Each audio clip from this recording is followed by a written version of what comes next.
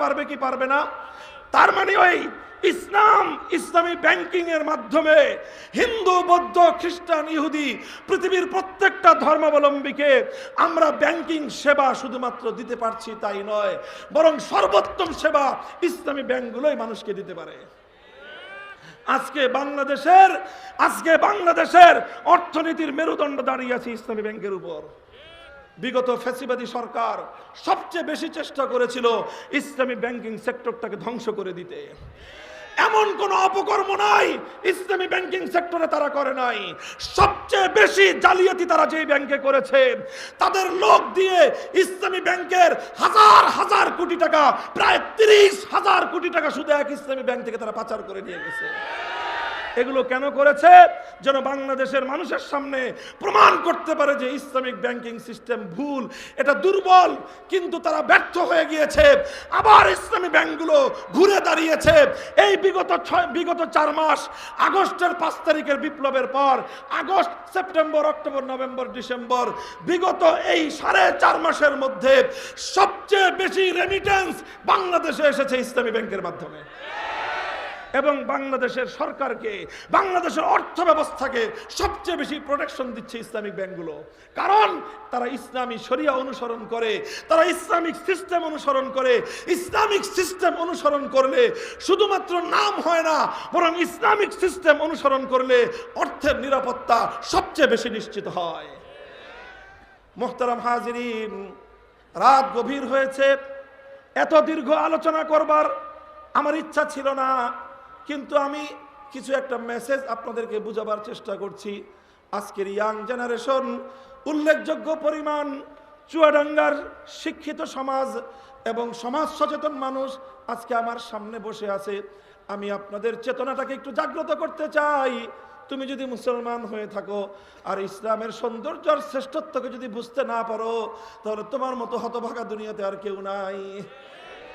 মুহতারাম হাজিরিন, আমি আমার এতক্ষণের আলোচনার মাধ্যমে একটা কথা দ্ব্যর্থহীনভাবে প্রমাণ করে দিলাম, চ্যালেঞ্জ করে গেলাম যে বাজেট দেওয়ার মতো ইসলাম ছাড়া অন্য কোনো ধর্মের ক্যাপাসিটি নাই।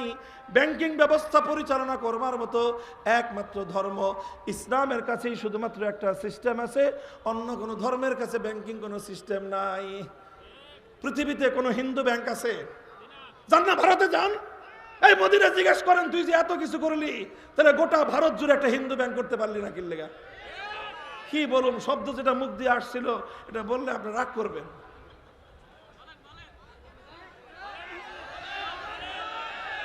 বলতে চাইছিলাম পাটার বাচ্চা, এই শব্দটা বললাম না। যে তুই যেভাবে মুসলমানদেরকে হত্যা করছিস, তুই যেভাবে মুসলমানদের রক্ত দিয়ে তুই তোর ভারতের মাটিকে রঞ্জিত করছিস, তুই যেভাবে আমার মুসলমানের সন্তান ফেলানিকে গুলি করে হত্যা করে কাঁটাতারের মধ্যে ঝুলিয়ে রাখলি শুধুমাত্র গরুর গোশত খাওয়ার অপরাধে, গোটা ভারত জুড়ে প্রতিদিন তুই যে মুসলমানের রক্ত দিয়ে হোলি খেলছিস, এভাবে তুই কোনোদিন ইসলামের অগ্রযাত্রাকে রুখে দিতে পারবি না।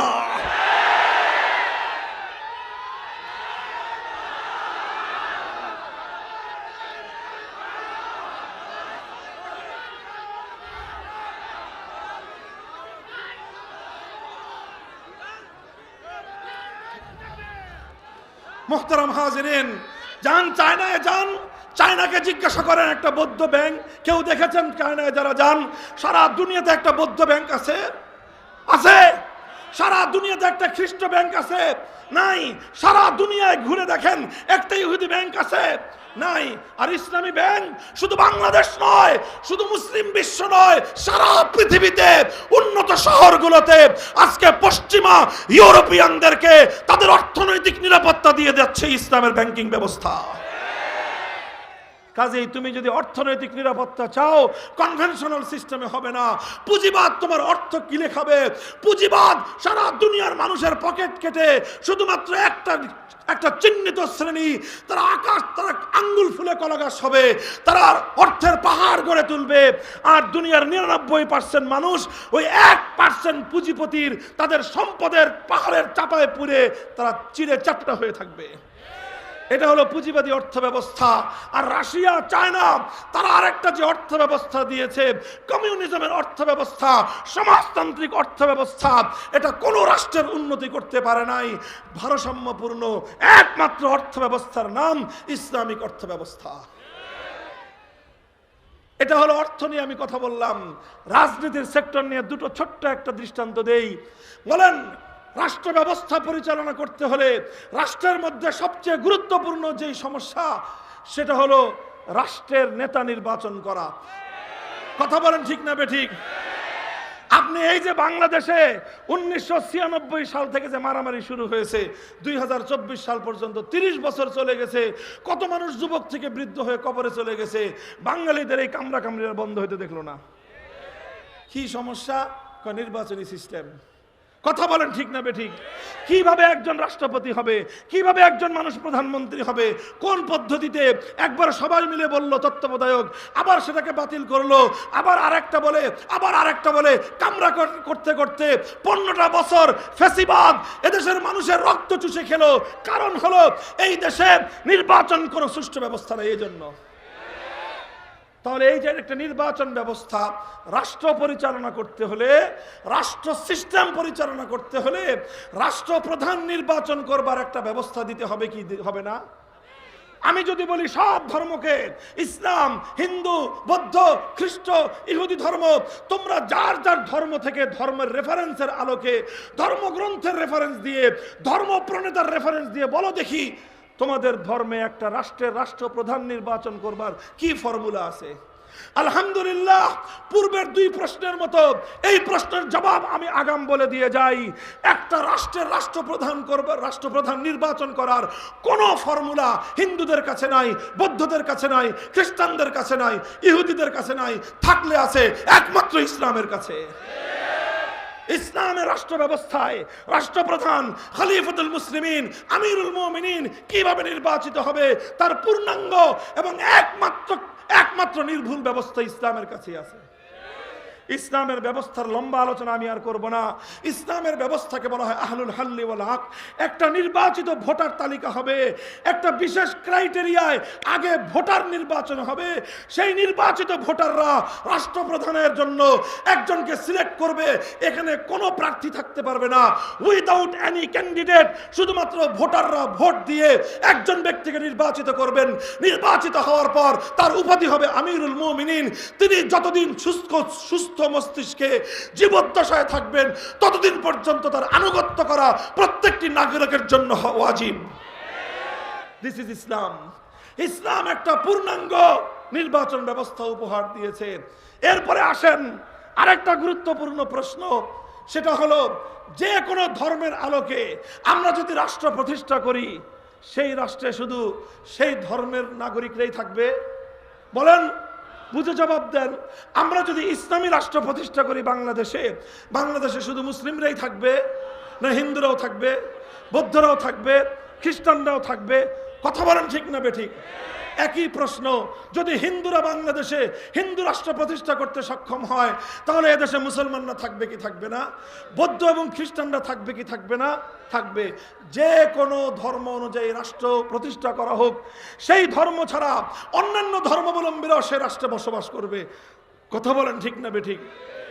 তাহলে অন্যান্য ধর্মাবলম্বীরা যদি সেই রাষ্ট্রে বসবাস করে, এবার গুরুত্বপূর্ণ প্রশ্ন হলো, বলো দেখি যেই ধর্ম অনুযায়ী রাষ্ট্র চলছে সেই ধর্মের অনুসারী ছাড়া অন্য ধর্মাবলম্বীদের অধিকারের ব্যাপারে তোমার ধর্ম কি বলে? বলেন, প্রশ্নটা গুরুত্বপূর্ণ কিনা? আমরা মনে করেন, আমরা ধরে নিলাম বাংলাদেশে আমি হিন্দু রাষ্ট্র প্রতিষ্ঠা করার দাবি মেনে নিয়েছি, হিন্দু রাষ্ট্র প্রতিষ্ঠা হয়েছে। এবার হিন্দুদেরকে জবাব দিব, বলো তোমার হিন্দু রাষ্ট্রে একজন মুসলিম ইসলাম ধর্মের অনুসারী ইসলাম ধর্ম পালন করে কিভাবে সে তার ধর্মীয় অধিকার, নাগরিক অধিকার কিভাবে পেতে পারে? এই ব্যাপারে তোমার হিন্দু ধর্ম কি বলে, তোমার বৌদ্ধ ধর্ম কি বলে, তোমার খ্রিস্ট ধর্ম কি বলে, তোমার হিন্দু ধর্ম কি বলে, ইহুদি ধর্ম কি বলে? আমি সুনির্দিষ্ট প্রশ্ন করতেছি, হিন্দুদের কাছে তোমরা হিন্দু রাষ্ট্র প্রতিষ্ঠা করলা, সেই রাষ্ট্রের মধ্যে একজন মুসলমান আল্লাহ প্রদত্ত অধিকার অনুযায়ী গরুর গোশত খেতে পারবে কি পারবে না? জবাব দাও। বলেন, প্রশ্ন ঠিক আছে কিনা? আমি একজন মুসলমান হিসেবে গরুর গোশত খেতে চাই একটা হিন্দু রাষ্ট্রে। এবার বলো তোমার হিন্দু ধর্ম আমাকে গরুর গোশত খাওয়ার পারমিশন দিবে কিনা? জবাব দেওয়ার আগে এখনো হিন্দু রাষ্ট্র প্রতিষ্ঠা করার দাবিও করে নাই, শুধুমাত্র তারা চেষ্টা করতেছে সেই ভারতে গরুর গোশত খাওয়ার কারণে এক একজন মুসলমানের সঙ্গে কি নির্মম কি বর্বর আচরণ করা হয় সারা দুনিয়ার মানুষ তার সাক্ষী। শুধুমাত্র গরুর গোশত খাওয়ার অপরাধে কত মুসলমানকে পিটিয়ে হত্যা করা হয়েছে, শুধুমাত্র গরুর গোশত সংরক্ষণ করার অপরাধে কত মুসলমানদের ঘর বাড়ি জ্বালিয়ে সারখার করে দেওয়া হয়েছে, আগুন দিয়ে পুড়িয়ে মুসলমানদেরকে হত্যা করা হয়েছে। কথা বলেন ঠিক না বেঠিক? আমি আরেকটা প্রশ্ন করলাম, খ্রিস্টানদের কাছে প্রশ্ন করলাম, তোমরা মনে করো খ্রিস্ট রাষ্ট্র প্রতিষ্ঠা করলা, সেই রাষ্ট্রের মধ্যে একজন মুসলমান 5 ওয়াক্ত নামাজ আজান দিয়ে আদায় করতে চায়, তোমার রাষ্ট্রে একজন মুসলমান 5 ওয়াক্ত নামাজ আজান দিয়ে পড়বার অধিকার পাবে কিনা? জবাব দাও। তোমার ধর্ম এ ব্যাপারে কি বলে? বলবে আমার ধর্ম এ ব্যাপারে নীরব। আমি প্রশ্ন রাখবো ইহুদিদের কাছে, খ্রিস্টানদের কাছে, তোমাদের ধর্ম অনুযায়ী, বৌদ্ধ ধর্ম অনুযায়ী মনে করো একটা রাষ্ট্র গঠন করা হলো, সেই রাষ্ট্রে একজন মুসলিম নাগরিক, একজন মুসলিম নারী, একজন মুসলিম যুবতী হিজাব পালন করবার, পর্দা করবার সুযোগ পাবে কিনা বলো? আজকে যদি আপনি ফ্রান্সের দিকে তাকান, প্রশ্নের জবাব পাওয়া যাবে যে না, তোমার মুসলমানরা আমার খ্রিস্ট রাজ্যে একজন নারী হিজাব করতে পারবে না, তার অর্থ হলো একজন মুসলমান খ্রিস্ট রাষ্ট্রে ইসলাম পালন করতে পারবে না। কথা বলেন ঠিক না বেঠিক? কারণ হিজাব করা নারীর জন্য ফরজ। তুমি যদি নারীকে হিজাব করতে না দাও, তার মানে তুমি একজন নারীকে তার ধর্ম পালনে বাধা দিচ্ছ। আরে ভাই, এটা পশ্চিমা দেশের কথা কি বলবো, স্বয়ং বাংলাদেশে ওদের লেসপেন্সার আর ওদের দালাল যারা আছে 90% মুসলমানদের দেশে। মাঝে মাঝে আমাদেরকে দুঃখজনক দৃশ্য দেখতে হয়, কোন স্কুলে, কোন কলেজে, কোন ইউনিভার্সিটিতে, কখনো পাবলিক, কখনো প্রাইভেট ইউনিভার্সিটিতে আমার মেয়েরা, আমার বোনেরা হিজাব করে যাওয়ার পর শিক্ষক নামক কুলাঙ্গাররা আমার মেয়ে আর আমার বোনদেরকে হিজাব খুলতে বাধ্য করে। সেই সমস্ত কুলাঙ্গারদেরকে হাত ভেঙে গুড়িয়ে দিতে হবে।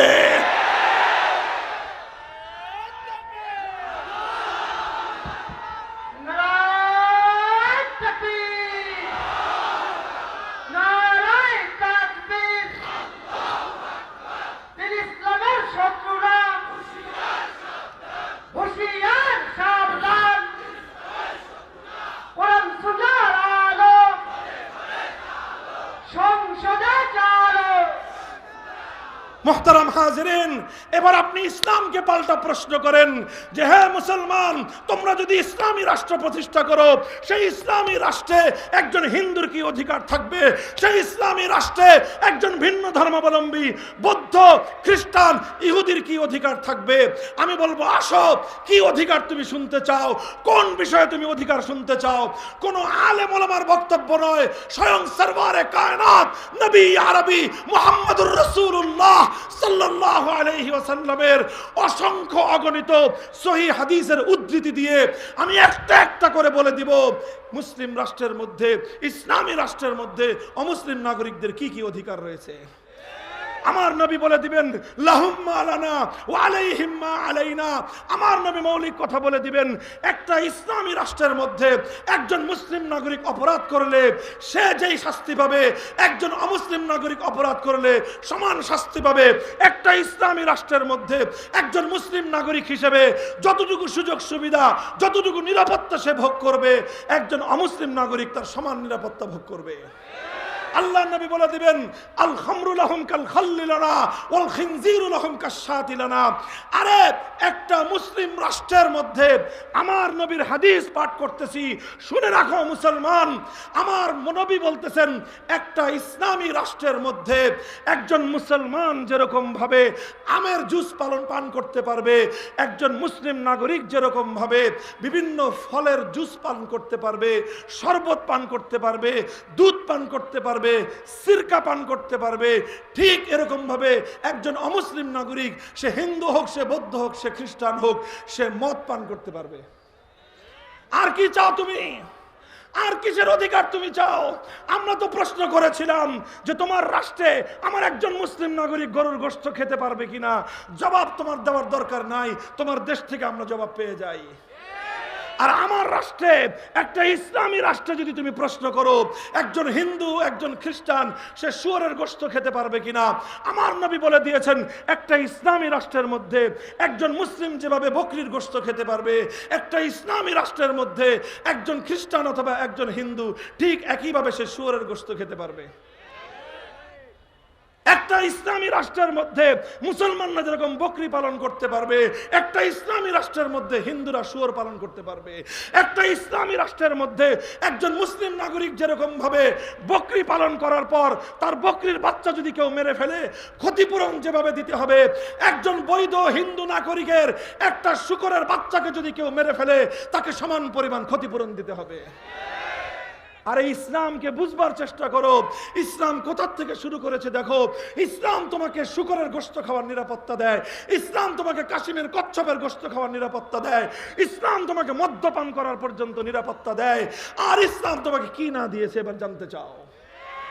ইসলাম বলবে যে তুমি একজন মুসলিম যেভাবে, একজন মুসলিম নাগরিক যেভাবে ইসলামী রাষ্ট্রকে, ইসলামী রাষ্ট্র পরিচালনার জন্য বিভিন্ন আয়ের উৎস আছে, সেই আয়ের উৎসগুলোতে মুসলমানরা যেরকম কন্ট্রিবিউশন করবে, মুসলমানরা যেরকম অংশগ্রহণ করবে, মুসলমান কখনো যাকাত দিবে, মুসলমান কখনো ওশর দিবে, মুসলমান কখনো খুমুস দিবে, এইভাবে বিভিন্নভাবে মুসলমানের কাছ থেকে যেভাবে রেভিনিউ কালেকশন করা হবে ইসলামী রাষ্ট্রের ঠিক একইভাবে হিন্দু বৌদ্ধ খ্রিস্টানদের কাছ থেকেও রেভিনিউ কালেকশন করা হবে। মুসলমান যেটা দিবে সেটার নাম হবে যাকাত, হিন্দু বৌদ্ধ খ্রিস্টানরা যেটা দিবে সেটার নাম হবে জিজিয়া, সেটা হলো সার্ভিস চার্জ। এবং সেই সার্ভিস চার্জ কিভাবে নিরূপণ হবে, কি মাত্রায় নিরূপণ হবে, মাথা পিছু একজন হিন্দু বৌদ্ধ খ্রিস্টান একজন অমুসলিম নাগরিক একটা ইসলামী রাষ্ট্রের মধ্যে কিভাবে তার জিজিয়া কর দিবে আল্লাহর নবী বলে দিয়ে গিয়েছেন সেই ক্ষেত্রেও যে খবরদার ইসলামী রাষ্ট্রপ্রধান, ইসলামী রাষ্ট্র ব্যবস্থা তোমরা যারা পরিচালনা করবা, তোমরা কোনো অমুসলিমের উপর তার সামর্থ্যের বাইরে, তার সাধ্যের বাইরে অতিরিক্ত করের বোঝা তোমরা চাপিয়ে দিও না। একটা বয়স পর্যন্ত তার কাছ থেকে কর নিবা, সে যখন এমন একটা বয়সে উপনীত হয়ে যাবে যেই বয়সে সে আর উপার্জন করতে পারে না, বার্ধক্যের কোলে যখন ঢলে পড়বে, খবরদার ইসলামী রাষ্ট্র সেই বুড়োর কাছ থেকে, সেই বৃদ্ধ বৃদ্ধার কাছ থেকে তুমি কর নিবা না, কারণ সে যৌবনে তোমাকে সার্ভিস দিয়েছে, বার্ধক্যে এবার রাষ্ট্র তাকে সার্ভিস দিবে। মুহতারাম হাজিরিন, ইসলাম বলে দিয়েছে খবরদার খবরদার একজন অমুসলিম নাগরিকের উপর যদি তুমি তার সাধ্যের ঊর্ধ্বে, তার সামর্থ্যের চেয়ে বেশি করের বোঝা চাপিয়ে দাও, আর এর কারণে দুনিয়াতে যদি সে কষ্ট ভোগ করে, আর এই কথা যদি বিচার দেওয়ার মতো মুসলিম রাষ্ট্রের মধ্যে কেউ না থাকে, তার এই অধিকার আদায় করে দেওয়ার মতো যদি মুসলিম রাষ্ট্রের মধ্যে কেউ না থাকে, মনে রেখো কিয়ামতের কঠিন ময়দানে স্বয়ং আমি আল্লাহর নবী সেই অমুসলিম নাগরিকের পক্ষ হয়ে ইসলামী রাষ্ট্রপ্রধানের বিরুদ্ধে আল্লাহর দরবারে বিচার দায়ের করব। ফানা হাজিজুহু ইয়াউমাল কিয়ামাহ। হে মুসলিম অমুসলিম ভাইয়েরা, যারা হিন্দু ভাইয়েরা আমার কথা শুনছেন, এখানে না থাকতে পারেন, দূর দূরান্তে আমার মাইকের আওয়াজ শুনছেন, বৌদ্ধ ভাইয়েরা দূর দূরান্তে আমাদের কথা শুনছেন, খ্রিস্টান ভাইয়েরা আমাদের কথা শুনছেন, আজ না শুনেন ইন্টারনেটের মাধ্যমে পরবর্তী সময় আপনারা শুনবেন। আমি আপনাদেরকে একটা জিনিসের নিশ্চয়তা দিতে পারি, ইসলাম আপনাকে অর্থের যেভাবে নিরাপত্তা দিবে, ইসলাম আপনাকে সামাজিক যেই নিরাপত্তা দিবে, ইসলাম আপনাকে ধর্ম পালনের যে নিরাপত্তা দিবে, আল্লাহর কসম খেয়ে বলি আসমান আর জমিনের মধ্যে ইসলাম ছাড়া আর কোন মতবাদ, আর কোন আদর্শ, আর কোন ধর্ম সেটা দিতে পারবে না। দায়িত্ব নিয়ে বলছি কথা, ইসলামের পক্ষ থেকে দায়িত্ব নিয়ে কথা বলছি আলহামদুলিল্লাহ। কাজেই আপনাদের ভয়ের কোনো কারণ নাই। যে সকল হিন্দুরা মনে করেন ইসলামী রাষ্ট্র প্রতিষ্ঠা হলে আপনাদের অধিকার খর্ব হবে, ইসলামী রাষ্ট্র প্রতিষ্ঠা হলে আপনাদেরকে এদেশ থেকে তাড়িয়ে দেওয়া হবে, এটা গাঁজাখড়ি ভুলব কথা। ইসলাম প্রতিষ্ঠিত হলে আল্লাহর রাসূল সাল্লাল্লাহু আলাইহি ওয়াসাল্লাম বলেছেন, আমার নবীর জীবনের অন্তিম ওসিয়ত, তোমাদের ঘরগুলোতে যে সকল অমুসলিম নাগরিকরা তোমাদের অধীনস্থ হিসেবে থাকে, খবরদার তাদের ব্যাপারে যেন তোমাদের কোনো গাফলতি না হয়।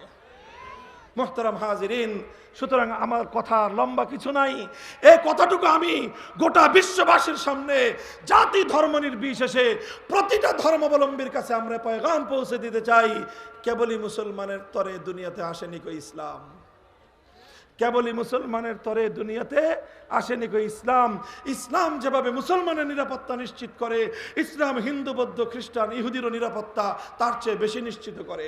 আল্লাহর নবী বলেছেন, ইউকাতালু মিন ওয়ারাইহিম, একটা মুসলিম এলাকায় শত্রু বাহিনী যদি হামলা চালায়, আগ্রাসন চালায়, সেই মুসলিম এলাকাকে সংরক্ষণ করার জন্য যেভাবে মুসলিম ইসলামী রাষ্ট্রের সেনাবাহিনী দায়িত্ব পালন করবে, তার চেয়েও বেশি কোন একটা অমুসলিম অধ্যুষিত এলাকায় যদি কোন আগ্রাসী বহির্শক্তি হামলা চালায়, প্রতিটা অমুসলিম নাগরিকের জীবনের নিরাপত্তা দেওয়ার জন্য মুসলিম সেনা দলের প্রত্যেকটা সৈনিককে জিহাদের ময়দানে যুদ্ধ করে জীবন দেওয়ার জন্য শাহাদাত বরণ করা দায়িত্ব এবং কর্তব্য। দিস ইজ ইসলাম, এর নাম হলো ইসলাম।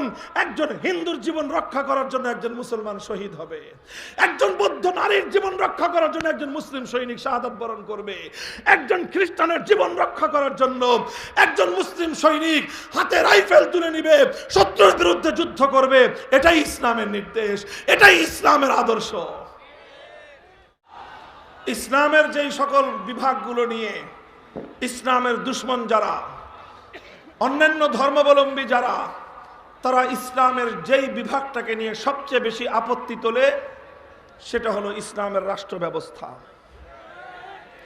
অর্থাৎ আমরা যখন মুসলমান যারা ইসলামের একনিষ্ঠ অনুসরণ করার যারা চেষ্টা করি, একনিষ্ঠভাবে পরিপূর্ণভাবে আমরা যারা ইসলামকে অনুসরণ করার চেষ্টা করি, আমরা ব্যক্তিগত জীবনে ইসলামকে প্রতিষ্ঠা করতে চাই, পরিবারের মধ্যে ইসলামকে প্রতিষ্ঠা করতে চাই, আমাদের ব্যবসা বাণিজ্যে অর্থনৈতিক জীবনে ইসলামকে প্রতিষ্ঠা করতে চাই, আমাদের বিভিন্ন প্রাতিষ্ঠানিক জীবনে আমরা ইসলামকে প্রতিষ্ঠা করতে চাই। সব কিছু চাওয়ার পরে আমরা রাষ্ট্র ব্যবস্থায়ও ইসলামকে প্রতিষ্ঠা করতে চাই। যখনই আমরা ইসলামী রাষ্ট্র প্রতিষ্ঠার আওয়াজ তুলি, তখনই বিপত্তি লাগে কিছু মানুষের কাছে, তখনই তারা আমাদের পথে বাধা হয়ে দাঁড়াবার চেষ্টা করে। এই বাধা যারা হয়ে দাঁড়ায়, তাদের মধ্যে যে সব অমুসলিম তা নয়, সবাই যে অমুসলিম তা নয়। অমুসলিমরা যেরকম আমাদের এই দাবির পথে অন্তরায় হয়, কিছু মুসলমান, আমি তাদেরকে যে কি শব্দ দিয়ে বলবো আমার বুঝে আসে না, তাদেরকে মূর্খ মুসলমান বললে তারা মাইন্ড করতে পারেন, অজ্ঞ মুসলমান বললেও তারা কষ্ট পেতে পারেন। এই জন্য আমি একটা শব্দ প্রথমে বলি, সেটা হলো অনবহিত মুসলমান। ইসলাম সম্পর্কে তাদের জানা নাই। এখন না জানলে যদি কেউ মূর্খ বলতে চান বলতে পারেন, আমি এই সকল লোকদেরকে কষ্ট দিতে চাই না বলে আমি বললাম ইসলাম সম্পর্কে অনবহিত মুসলমান।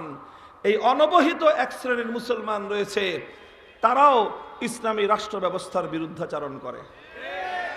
ইসলামী রাষ্ট্র ব্যবস্থার বিরোধী শুধু হিন্দুরা নয়, ইসলামী রাষ্ট্র ব্যবস্থার বিরোধী শুধু বৌদ্ধ আর খ্রিস্টান নয়, ইসলামী রাষ্ট্র ব্যবস্থার বিরোধী আমার এবং আপনার সমাজের মধ্যে নামধারী অনেক মুসলমানও রয়েছে। এরা হলো অনবহিত মুসলমান, আসলে ইসলামের নাম ধারণ করেছে কিন্তু ইসলামকে বুঝবার কোনোদিন চেষ্টা করে নাই। যদি তারা বুঝবার চেষ্টা করত, তাহলে তারা তাদের এই কুফরি বিশ্বাস থেকে, তাদের এই কুফরি চিন্তাধারা থেকে তারা অবশ্যই তওবা করে খাঁটি মুসলমান হয়ে যেত। আল্লাহ পাক সকলকে তৌফিক দান করেন।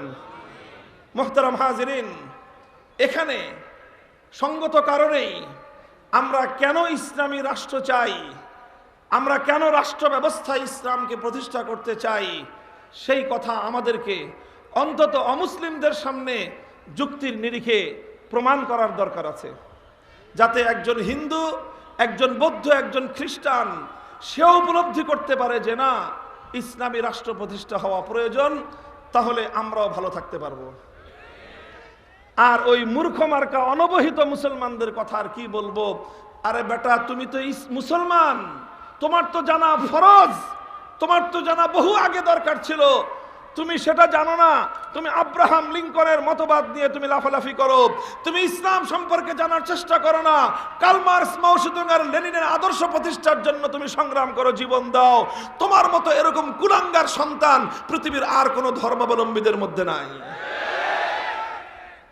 মুসলিম হয়ে ইসলামের বিরুদ্ধাচরণ করে কখনো তুমি আব্রাহাম লিঙ্কনের অনুসারী সাজো, কখনো তুমি কার্ল মার্কস, মাও সেতুং আর লেনিনের আদর্শের অনুসারী সাজো, অথচ তোমার জন্য তো সর্বোত্তম আদর্শ ছিল তোমার নবী মুহাম্মদুর রাসূলুল্লাহ সাল্লাল্লাহু আলাইহি ওয়াসাল্লাম। কথা বলেন ঠিক না বেঠিক? হ্যাঁ, কিছুটা অবকাশ আছে অমুসলিমদের জন্য। তারা তো ইসলাম সম্পর্কে এত জানে না, জানার কোনো সুযোগ তাদের নাই, বা জানার কোনো প্রয়োজন তারা মনে না করতে পারে। এই জন্য তারা ইসলামী রাষ্ট্র ব্যবস্থার বিষয়ে তাদের মধ্যে কনফিউশন থাকতে পারে, তাদের মধ্যে দ্বিধাদ্বন্দ্ব থাকতে পারে, কিন্তু কোনো মুসলমানের মধ্যে এই ব্যাপারে দ্বিধাদ্বন্দ্ব থাকতে পারে না। যদি কোনো মুসলমানের হৃদয়ে এই ব্যাপারে, তার অন্তরে যদি এই ব্যাপারে বিন্দুমাত্র দ্বিধাদ্বন্দ্ব থাকে, এটা তার মূর্খতা, এটা তার অজ্ঞতা, এটা তার চরম গোমরাহি। এই জন্য আমি আলোচনা করব প্রধানত এই যে অন্যান্য ধর্মাবলম্বী যারা আছেন, আমাদের হিন্দু ভাইয়েরা, খ্রিস্টান ভাইয়েরা, বৌদ্ধ ভাইয়েরা, যাদেরকে নিয়ে আমরা একটা দেশে একটা সমাজে বসবাস করি। আমরা যখন ইসলামী রাষ্ট্র প্রতিষ্ঠার দাবি তুলি, আমরা যখন জোর গলায় ইসলামী রাষ্ট্র প্রতিষ্ঠার জন্য আল্লাহর রাস্তায় জিহাদের ঘোষণা দিতে চাই, তখন তাদের অন্তরের মধ্যে একটা দ্বিধাদ্বন্দ্ব তৈরি হতে পারে ইসলাম সম্পর্কে না জানা থাকার কারণে।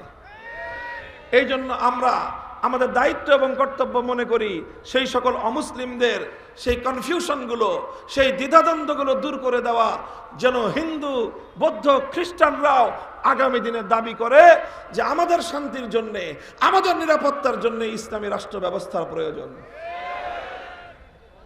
মুহতারাম হাজিরিন, মূল পয়েন্ট হলো এই, আমরা যখন ইসলামী রাষ্ট্র প্রতিষ্ঠার দাবি করব, আমরা যখন মুসলমান হিসেবে অ্যাজ এ মুসলিম আমি এবং আপনি যখন এই আওয়াজ তুলব যে আমার সমাজে ইসলামী রাষ্ট্র প্রতিষ্ঠা করতে চাই, তখন খুব স্বাভাবিকভাবেই অন্য ধর্মাবলম্বীদের মধ্যে একটা দ্বন্দ্ব এবং দ্বিধা তৈরি হতে পারে। সেই দ্বিধাটা হলো এই, মুসলমান তুমি যদি মুসলিম হিসেবে ইসলামী রাষ্ট্র প্রতিষ্ঠা করতে চাও, এটা যদি তোমার অধিকার হয়ে থাকে, তাহলে তো আমি হিন্দু হিসেবে আমারও এই রাষ্ট্রটাকে হিন্দু রাষ্ট্র হিসেবে দাবি করার অধিকার রয়েছে। বৌদ্ধ বলবে আমি বৌদ্ধ হিসেবে বৌদ্ধ রাষ্ট্র প্রতিষ্ঠা করতে চাই, খ্রিস্টান বলবে আমি অ্যাজ এ খ্রিস্টান হিসেবে খ্রিস্ট রাষ্ট্র প্রতিষ্ঠা করতে চাই।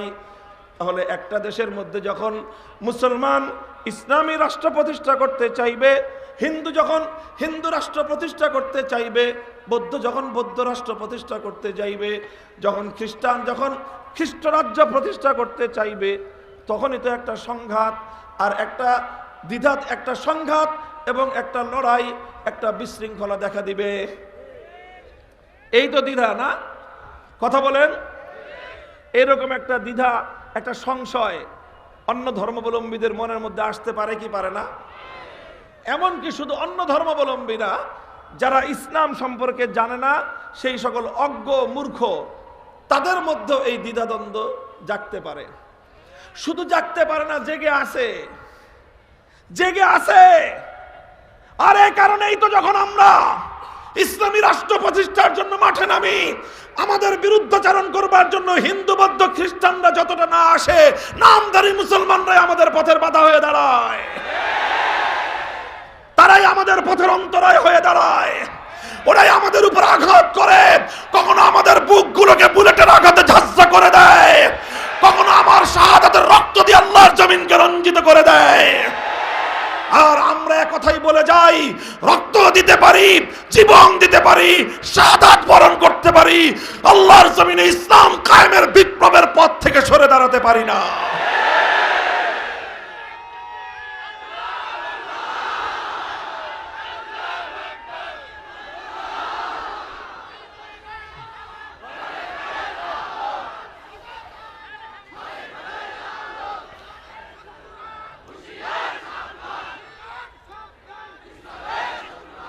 মুহতারাম হাজিরিন, বলছিলাম এই যে দ্বিধা, যে হিন্দু বৌদ্ধ খ্রিস্টান প্রত্যেক ধর্মাবলম্বী তো এটা চাইতে পারে যে আমাদের দেশকে আমরা আমাদের ধর্ম অনুযায়ী পরিচালনা করব। যদি মুসলমানরা ইসলামী রাষ্ট্র প্রতিষ্ঠা করতে চায় তাহলে অন্য ধর্মাবলম্বীরা কি দোষ করলো? তারা কেন তাদের ধর্ম অনুযায়ী রাষ্ট্র প্রতিষ্ঠা করবার দাবি তুলবে না? কথাটা বুঝেছেন আপনারা? প্রশ্নটা বুঝেছেন? কারণ প্রশ্নটা আগে বুঝতে হবে।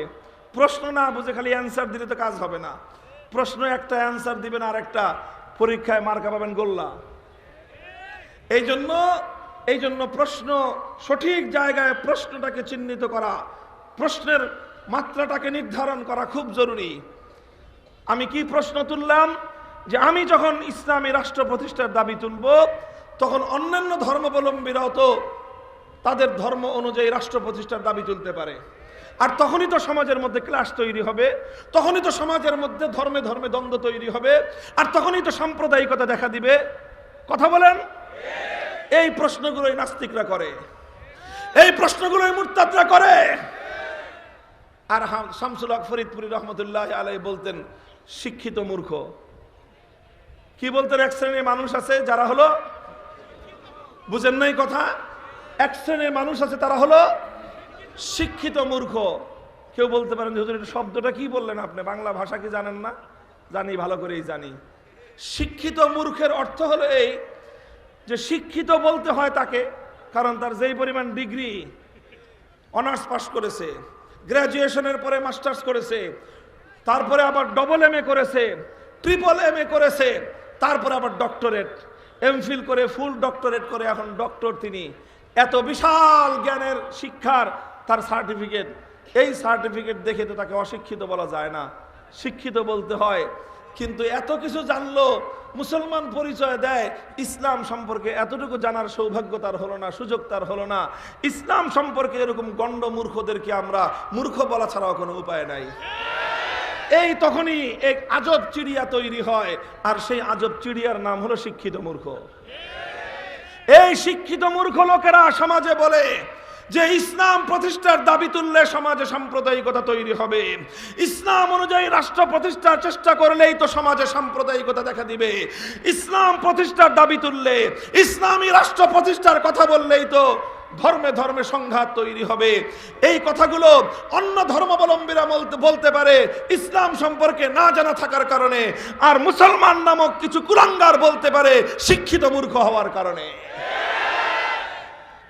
আলহামদুলিল্লাহ, এই প্রশ্ন কারো থাকবে না যদি কোনো ব্যক্তি ইনসাফের সাথে, ন্যায়পরায়ণতার সাথে যদি সে বিবেচনা করে, তার বিবেক বলে দিবে এই পৃথিবীতে একমাত্র রাষ্ট্র হওয়া উচিত ইসলামী রাষ্ট্র ব্যবস্থা। বলবেন কিভাবে হুজুর? আমি প্রশ্নের জবাব আলোচনা করতেছি, আবার প্রশ্নটাকে আমি রিপিট করলাম। আমি যদি মুসলিম হিসেবে ইসলামী রাষ্ট্র প্রতিষ্ঠার দাবি জানাই, হিন্দু তখন হিন্দু রাষ্ট্র প্রতিষ্ঠার দাবি জানাবে, বৌদ্ধ এবং খ্রিস্টান ইহুদিরা যার যার ধর্ম অনুযায়ী রাষ্ট্র প্রতিষ্ঠার দাবি জানাবে, তখনই তো ক্লাশ আর দ্বন্দ্ব তৈরি হবে।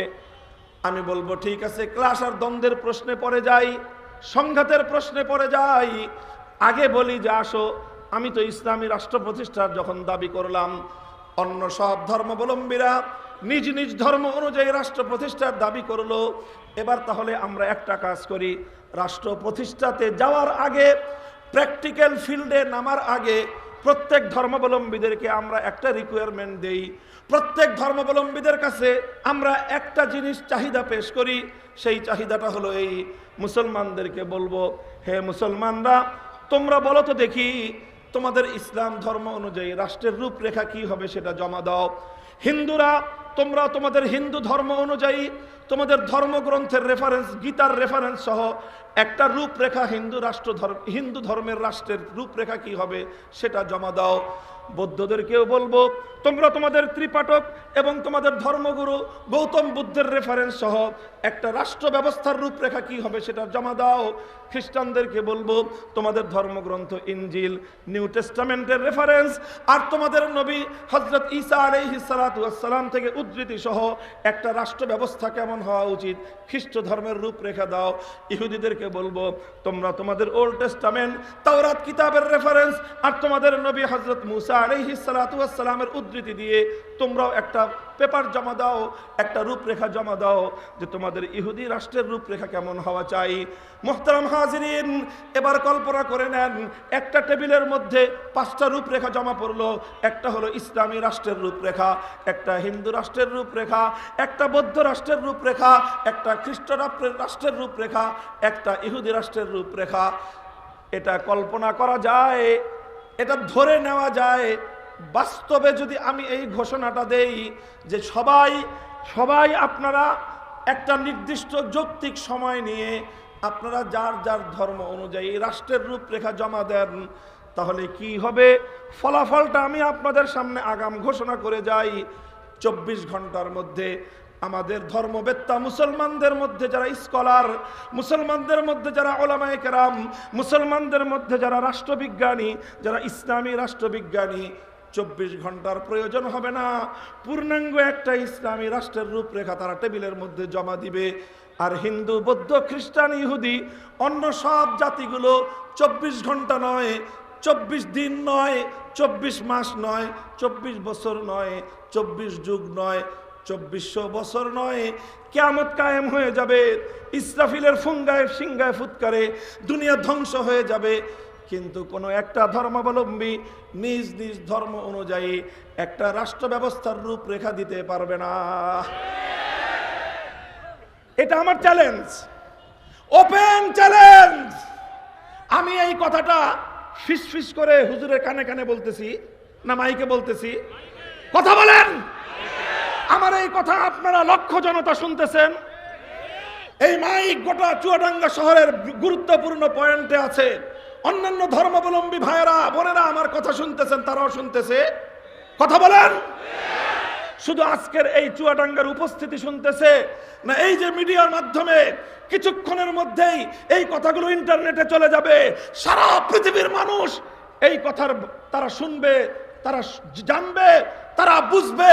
সারা পৃথিবীকে সামনে রেখে ওপেন চ্যালেঞ্জ করলাম, আনো দেখি হিন্দু ধর্মের ধর্মীয় গ্রন্থ এবং ধর্ম প্রণেতার রেফারেন্স অনুযায়ী আধুনিক যুগে 2025 সালে রাষ্ট্র ব্যবস্থা কেমন হওয়া উচিত।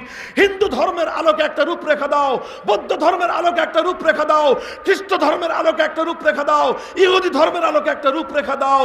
শুধুমাত্র আমরা চ্যালেঞ্জ করতে পারবো। আমাদের এই চ্যালেঞ্জের আওয়াজ মহাশূন্যের মধ্যে ধ্বনিত প্রতিধ্বনিত হয়ে ফিরতে থাকবে।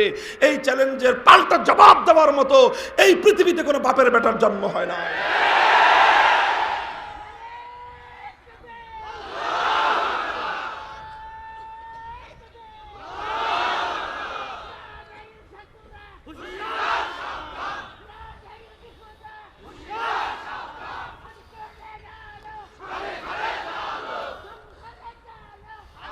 আপনারা প্রশ্ন করতে পারেন যে হুজুর আপনি এতটা আত্মবিশ্বাসের সাথে কিভাবে বলতেছেন? হতেও তো পারে যে অন্যান্য ধর্মাবলম্বীরা নিজ নিজ ধর্ম অনুযায়ী একটা রাষ্ট্রের রূপরেখা দিবে। মুহতারাম হাজিরিন, এগুলো আমাদের নতুন পেঁচাল না, এগুলো আমাদের নতুন বক্তব্য নয়। আমি বহু বছর ধরে এই কথা বলে যাচ্ছি, আজও পর্যন্ত পৃথিবীর কোন প্রান্ত থেকে আমার এই বক্তব্যের চ্যালেঞ্জ গ্রহণ করার মতো কোনো বাপের বেটা, কোনো মায়ের সন্তান জন্ম হয় নাই এবং হওয়া সম্ভব না। আমার এই কথার মর্ম কেউ এটা বুঝবেন না যে আমি অন্য কোনো ধর্মকে নেগলেক্ট করতেছি। আমার এই কথার মর্ম এটা নয় যে আমি অন্য কোনো ধর্মকে অসম্মান করছি না। আমি সব ধর্মাবলম্বীদের প্রতি যথাযথ সম্মান প্রদর্শন করেই বলছি, যার যেটা আসল বাস্তবতা সেই বাস্তবতাকে বর্ণনা করা, সেই বাস্তবতাকে বর্ণনা করা, সেই বাস্তবতাকে তুলে ধরা, এটা কি অসম্মান করা হয়? বলেন। মনে করেন আপনি পুরুষ মানুষ, আমি বললাম আপনি পুরুষ, আপনাকে অসম্মান করা হলো? আপনার গায়ের রং কালো, আমি যদি বলি যে আপনার গায়ের রংটা কালো, অসম্মান করা হলো? আপনি উচ্চতায় একটু খাটো, আমি যদি আপনাকে বলি যে আপনি তার তুলনায় খাটো, এটাকে অসম্মান করা হলো? আমি আপনাকে পুরুষ মানুষ, আপনাকে বললাম আপনি একজন পুরুষ মানুষ, অসম্মান করা হলো? আর একজন নারীকে বললাম মিয়া তুমি তো পুরুষ না, তুমি তো মহিলা মানুষ, এটাকে বলার দ্বারা মহিলাকে অসম্মান করা হলো? না মহিলাকে পুরুষ বললে তাকে অসম্মান করা হবে, পুরুষকে নারী বললে তাকে অসম্মান করা হবে? কথা বলেন ঠিক না বেঠিক? তাহলে আসল কথা হলো এই যে পূর্ণাঙ্গ জীবন ব্যবস্থা একমাত্র ইসলাম। ইসলামকে আল্লাহ পাক একমাত্র পূর্ণাঙ্গতা দিয়েছেন। আর এই কারণেই কিয়ামত পর্যন্ত এই বিশ্ববাসীর সব সমস্যার সমাধান একমাত্র ইসলাম প্রদান করতে পারে। আধুনিক যুগের রাষ্ট্র ব্যবস্থার সমস্যার সমাধান একমাত্র ইসলাম করতে পারে। কারণ কি? কারণ ইসলামের মধ্যে আল্লাহ পাকই সমাধান রেখেছেন। হিন্দু ধর্মের মধ্যে আধুনিক যুগের রাষ্ট্র ব্যবস্থা নাই, ইহুদি ধর্মের মধ্যে আধুনিক যুগের রাষ্ট্র ব্যবস্থার বর্ণনা নাই, বৌদ্ধ ধর্মের মধ্যে রাষ্ট্র ব্যবস্থার রূপরেখা নাই, খ্রিস্ট ধর্মের মধ্যে রাষ্ট্র ব্যবস্থার রূপরেখা নাই। যেটা যেখানে বাস্তবতা, সেই বাস্তবতাকে বলার নামই হলো সত্যবাদিতা। রিয়েলিটি মানে না। কথা বলেন ঠিক না বেঠিক? তোমরাও রিয়েলিটি মানে নাও। Islam is the complete code of life. একমাত্র ইসলামই হলো পূর্ণাঙ্গ জীবন ব্যবস্থা। অন্য কোন ধর্মের মধ্যে রাষ্ট্র ব্যবস্থার শ্রেষ্ঠ তো পরের কথা, শ্রেষ্ঠ উত্তম না অনিত্তম এটা অনেক পরের সিদ্ধান্তের ব্যাপার। অন্য কোন ধর্মের মধ্যে ধর্মের মূল রেফারেন্সের আলোকে রাষ্ট্র ব্যবস্থার পূর্ণাঙ্গ কোন রূপরেখাই নাই। এই যে চ্যালেঞ্জটা আমি করলাম, আমি এই চ্যালেঞ্জটাকে আরো নির্ধারিত করছি দুটো স্যাম্পলের মাধ্যমে, দুটো দৃষ্টান্তের মাধ্যমে। এক নম্বর দৃষ্টান্ত হলো এই যে দেখেন, একটা রাষ্ট্র গড়তে হলে, একটা রাষ্ট্র পরিচালনা করতে হলে সেই রাষ্ট্রের খুব গুরুত্বপূর্ণ কিছু বিভাগ রয়েছে। সেই বিভাগের মধ্যে অত্যন্ত গুরুত্বপূর্ণ মোস্ট ইম্পর্টেন্ট যে সেক্টরটা, সেটা হলো অর্থনৈতিক খাত, ইকোনমিক সেক্টর। কথা বলেন ঠিক না বেঠিক? এই যে ফিনান্সিয়াল অথবা এই যে ইকোনমিক সেক্টরটা, যে এই যে বিভাগটা, আমি প্রথমে এই বিভাগটা নিয়েই একটা চ্যালেঞ্জ রাখি। সেটা হলো এই যে আজকে আগামী 2025 সালের বাজেটটা কেমন হওয়া উচিত ধর্মের আলোকে পেশ করেন। আমি একটা প্রশ্ন রাখলাম, এই প্রশ্নের জবাবে আলহামদুলিল্লাহ আমি ইসলামের পক্ষ থেকে দায়িত্ব নিয়ে বলছি, ইসলামের আলোকে 2025 সালের শুধু বাংলাদেশ নয়, সারা পৃথিবীর 700 কোটি মানুষের ইন্টারন্যাশনাল বাজেট কেমন হবে, সেই বাজেটের রেভিনিউ কালেকশন কোন কোন খাত থেকে হবে, সেই বাজেটের এক্সপেন্ডিচার কোন কোন খাতে কি পরিমাণ হবে, কতটুকু এক্সপেন্ডিচার হওয়া উচিত, কতটুকু ইনকাম হওয়া উচিত, কতটুকু রেভিনিউ কালেকশন হওয়া উচিত, সবগুলো বিষয়ে আল কোরআন এবং নবীর সুন্নাহর রেফারেন্সের মাধ্যমে, গাইডলাইন এবং দিক নির্দেশনার মাধ্যমে, নট অনলি ফর বাংলাদেশ, সারা পৃথিবীর 700 কোটি মানুষ, 257টা রাষ্ট্রের জন্য পূর্ণাঙ্গ একটা বাজেট দেওয়ার জন্য আমাদের 10 দিনই যথেষ্ট।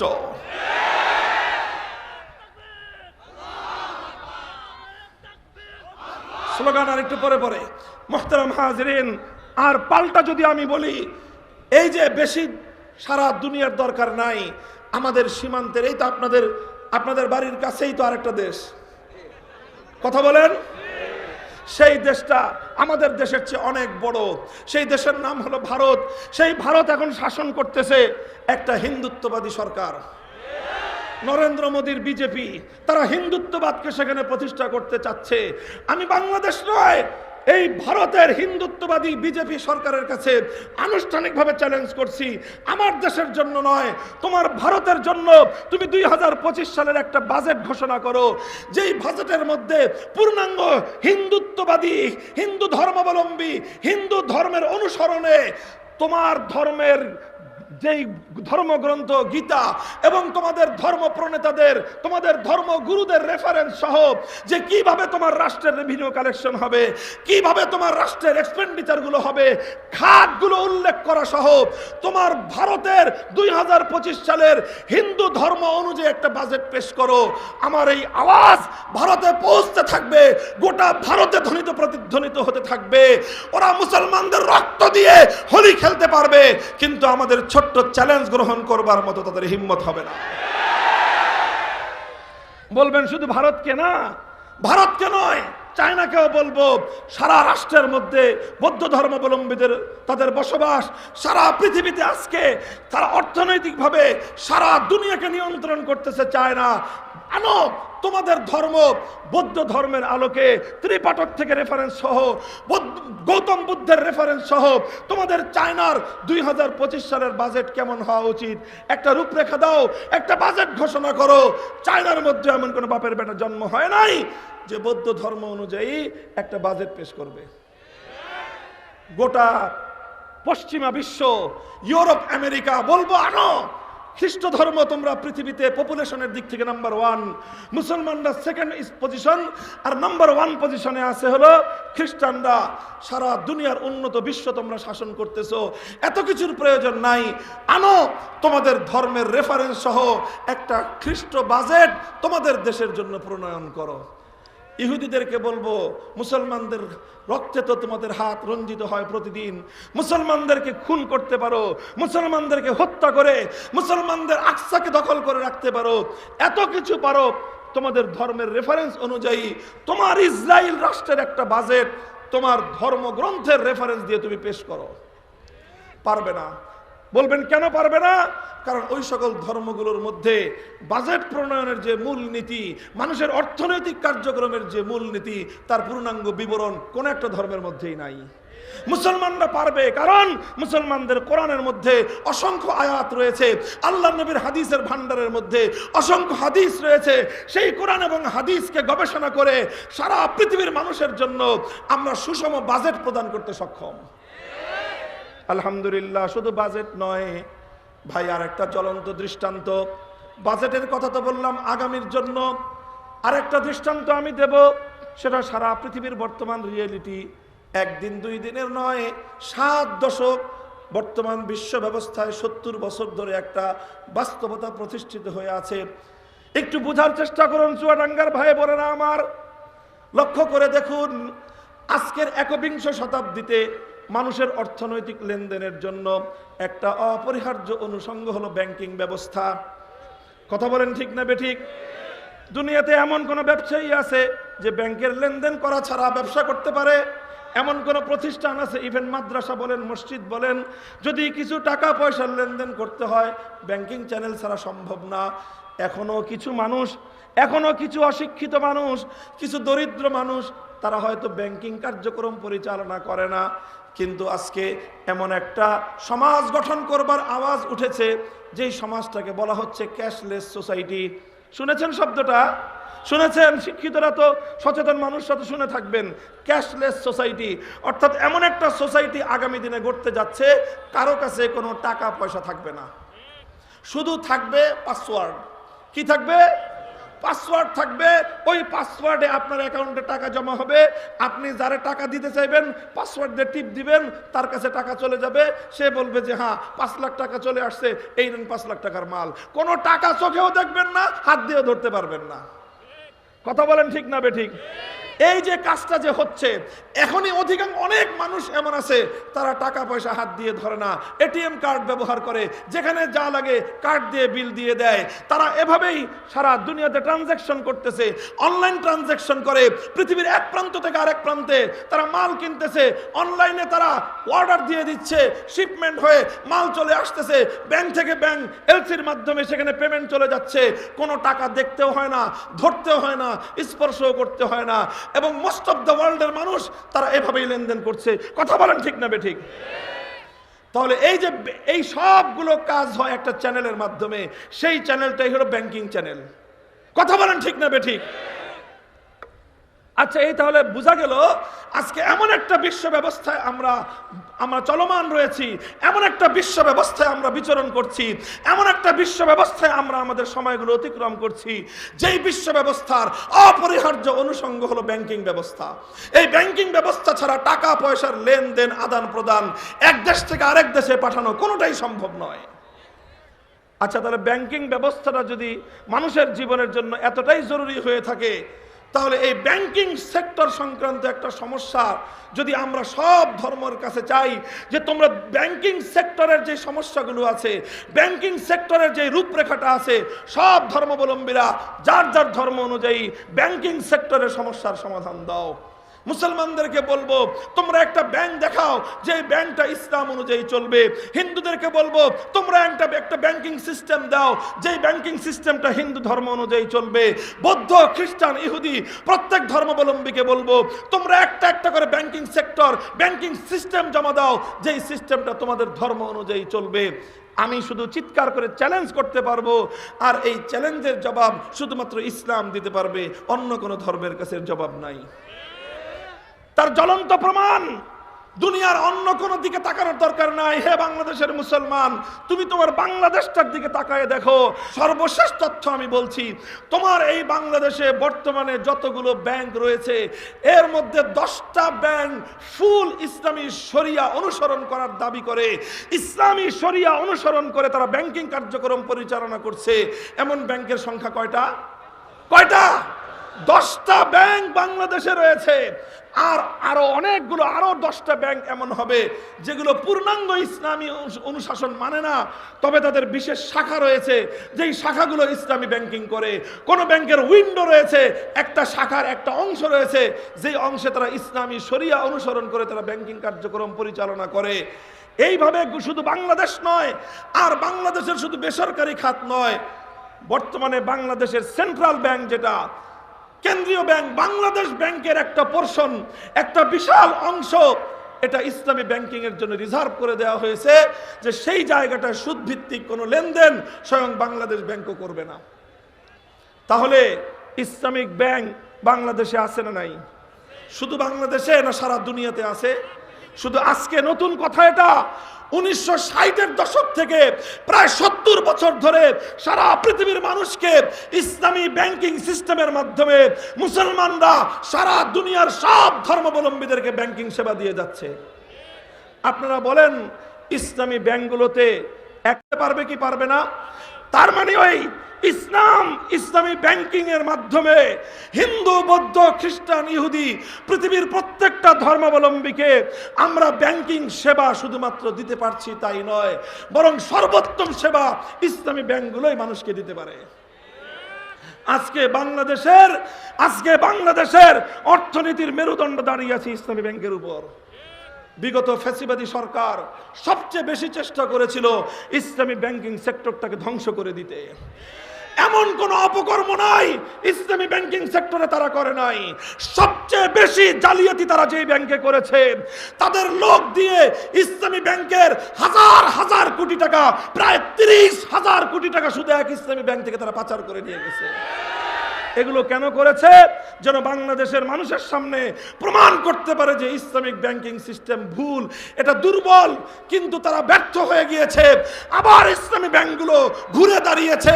এই বিগত 4 মাস, আগস্টের 5 তারিখের বিপ্লবের পর, August, September, October, November, December, বিগত এই 4.5 মাসের মধ্যে সবচেয়ে বেশি রেমিটেন্স বাংলাদেশে এসেছে ইসলামী ব্যাংকের মাধ্যমে। এবং বাংলাদেশের সরকারকে, বাংলাদেশের অর্থ ব্যবস্থাকে সবচেয়ে বেশি প্রোটেকশন দিচ্ছে ইসলামিক ব্যাংকগুলো। কারণ তারা ইসলামী শরিয়া অনুসরণ করে, তারা ইসলামিক সিস্টেম অনুসরণ করে।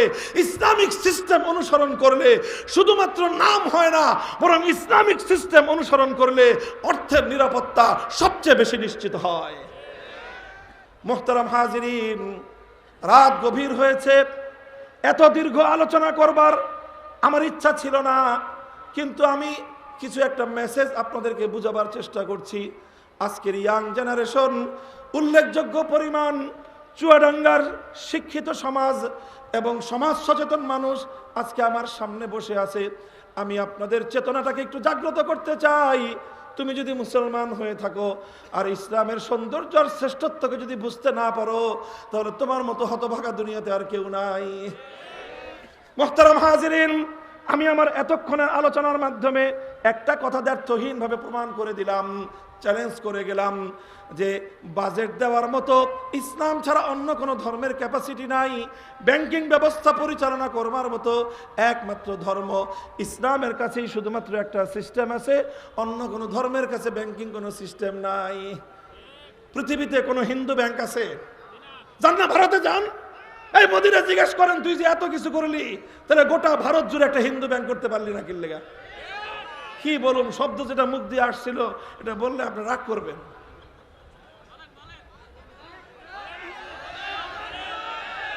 বলতে চাইছিলাম পাটার বাচ্চা, এই শব্দটা আর বললাম না। যে তুই যেভাবে মুসলমানদেরকে হত্যা করছিস, তুই যেভাবে মুসলমানদের রক্ত দিয়ে তুই তোর ভারতের মাটিকে রঞ্জিত করছিস, তুই যেভাবে আমার মুসলমানের সন্তান ফেলানিকে গুলি করে হত্যা করে কাঁটাতারের মধ্যে ঝুলিয়ে রাখলি শুধুমাত্র গরুর গোশত খাওয়ার অপরাধে, গোটা ভারত জুড়ে প্রতিদিন তুই যে মুসলমানের রক্ত দিয়ে হোলি খেলছিস, এভাবে তুই কোনোদিন ইসলামের অগ্রযাত্রাকে রুখে দিতে পারবি না।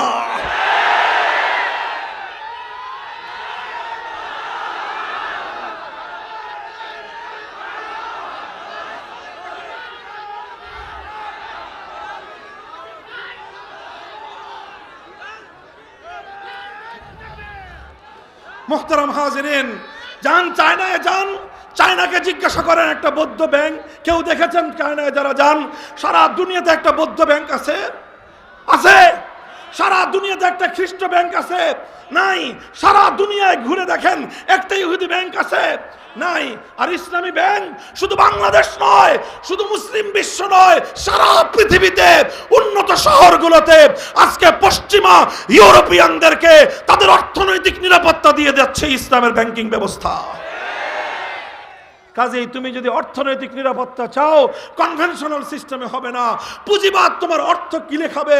পুঁজিবাদ সারা দুনিয়ার মানুষের পকেট কেটে শুধুমাত্র একটা চিহ্নিত শ্রেণী, তারা আঙ্গুল ফুলে কলাগাছ হবে, তারা অর্থের পাহাড় গড়ে তুলবে।